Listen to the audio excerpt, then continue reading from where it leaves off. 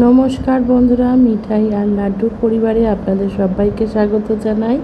আবার একটি নতুন ভিডিও নিয়ে চলে এলাম আপনাদের কাছে। আজকে বুদ্ধ পূর্ণিমা, তাই হঠাৎ আগের দিন রাত্রে ঠিক করলাম যে বুদ্ধ পূর্ণিমা করব। তো সত্যনারায়ণ দেবো আর কি বাড়িতে।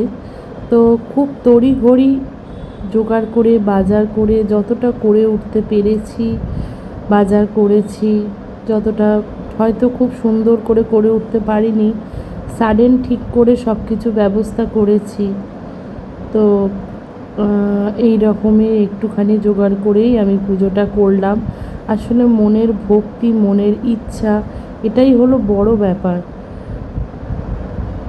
ভগবানকে নিজের করে ডাকতে পারা, ভগবানকে স্মরণ করা, এটা হলো বড় ব্যাপার। নাকি ভগবান আমার, ভগবান তোমার, এই নিয়ে কাড়াকাড়ি, ঝগড়া, অশান্তি, এগুলো বড় ব্যাপার।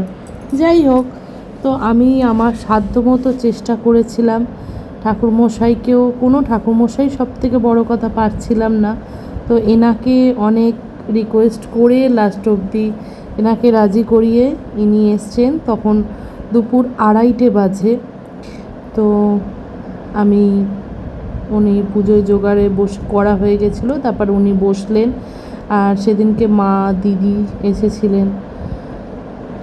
অন্যবার হলে হয়তো আমি উপোস থাকতাম, কিন্তু যেহেতু আমার 1.5 মাস আগে অপারেশন হয়েছে, তো আমার তো খালি পেটে থাকা যাবে না, তাই আমি উপোস থাকতে পারলাম না। আমার মনটা খুব খারাপ ছিল যে আমি উপোস থাকতে পারলাম না এটা নিয়ে, কিন্তু কি করা যাবে, শরীর তো আগে, শরীর তো কোনোভাবেই শুনবে না। তো পুজোটাও হয়ে গেল, বেশ ভালো করেই পুজোটা হলো, মনটাও শান্তি হলো, কারণ অনেক বছর আমি সত্যনারায়ণ দিইনি। আর হঠাৎ করে ঠিক করেই করলাম, কোনো প্ল্যান প্রোগ্রাম ছিল না। আগের দিন হঠাৎ মনে ইচ্ছা হলো যে আমি সত্যনারায়ণ করব, আর তড়িঘড়ি বাজার করেই আমি সব কিছু করে ফেললাম। আপনারা সঙ্গে থাকুন, ভিডিওটা পুরোটা দেখবেন। এর মধ্যে অনেকটা পুজো দেওয়া আছে। সত্যনারায়ণ পুজো দেখা শুনেছি খুব পুণ্যের। তো এখানে ভোগ প্রসাদের ছবিও রইল। আমি খুব একটা আর কথা বলছি না, আর অরিজিনাল সাউন্ড অফ করে রেখেছি, কারণ কপিরাইট পড়ে যাবে, অনেক রকম আওয়াজ হচ্ছিল সেই জন্য। তো আপনারা দেখতে থাকুন ভিডিওটা স্কিপ না করে।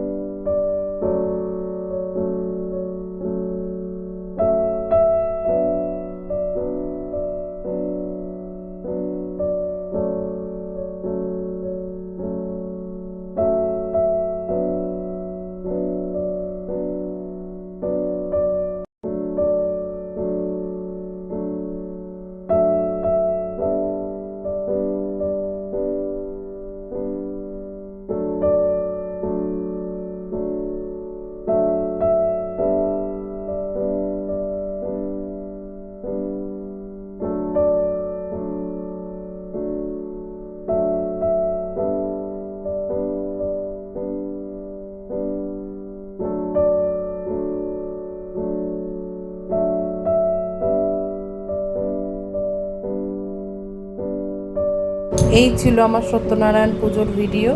ভিডিওটা কেমন লাগলো অবশ্যই কমেন্টে জানাবেন, আর ভালো লাগলে একটা লাইক, শেয়ার আর অবশ্যই সাবস্ক্রাইব করে দেবেন। পরের ভিডিও নিয়ে খুব শিগগিরই আসছি। সবাই ভালো থাকবেন, সুস্থ থাকবেন, দেখা হচ্ছে পরের ভিডিওয়ে।